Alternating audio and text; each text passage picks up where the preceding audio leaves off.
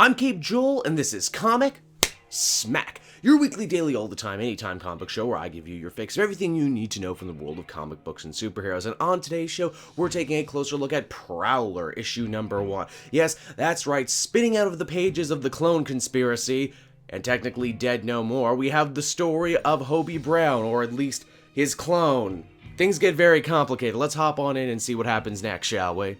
Okay then, so as we join the comic, a bunch of bank robbers dressed as superheroes, which you gotta admit is a pretty clever idea in the Marvel universe, make off with a bunch of cash from a San Francisco bank. They get stopped, however, by the most unlikely of people. That would be Hobie Brown, the Prowler. Wow, you know, the superhero scene in your city's probably gotta be pretty lame if the Prowler is the only one who could help. Hey, wait a second, isn't the other new giant man from San Francisco, shouldn't he be dealing with this? As we find out later, fighting crime isn't exactly in the Prowler's new job description. The Jackal brought him back to life / cloned him / whatever the hell. Again, this is the clone conspiracy, so it's very hard to follow, with the express purpose of keeping in line all the brand new supervillains that the Jackal has resurrected via his reanimation machine, such luminaries as Jack-O-Lantern and others. Why on earth would the Jackal want to resurrect so many D-list Spider-Man villains only to have them fight it out in his office? I don't know, and this issue doesn't tell us. What we do find out, though, is that the Jackal doesn't take too kindly to Hobie sneaking out and fighting crime. He's affable about the whole thing. He doesn't yell, he doesn't scream, he doesn't say, "How dare you defy me?" He just says, "Hey guy, you're really special to me in my organization. That's why I made you head of security, guy. I just don't want you sneaking away and something bad happened to you." Also, like all these other clones / reanimations, Hobie is forced to take a pill that will stop the cellular degeneration. Yet this, what is essentially blackmail, isn't what's keeping the Prowler working for the Jackal. He actually describes him as a humanitarian and believes in the good work that New You is doing. Again, it's kind of hard to tell with these new clones. Does he really think that, or is part of the cloning process not being able to question the Jackal? I don't know. What we do know for certain is that the Jackal has lined up a new assignment for the Prowler, one that he will get more information on when he goes and talks to Madam Web. Yeah, that's right, frickin' Madam Web, everyone. The Jackal resurrected her. Not only has she been cloned, but so have her powers. She can see into the future, and she's been doing all sorts of work for Miles Warren, which might explain how New You has been able to stay one step ahead of everybody. In fact, it was Madam Web that gave the Prowler the heads up about that bank robbery earlier this morning, even though Jackal didn't really want her to. So can we take this to mean that the clones do have free will and can challenge the Jackal, or can they just do that sometimes? It would seem that some hackers are attempting to steal information from New You's server, so the Prowler is dispatched to go deal with them, and on his way out he runs into the new Lady Electro, you know, the one who killed him. Needless to say, their relationship is frosty at the very best. Using his expert thief skills, I mean, you know, the Prowler put a lot of points into stealth after all, Hobie manages to sneak inside a secure facility only to be taken out by a mysterious, almost feminine-looking figure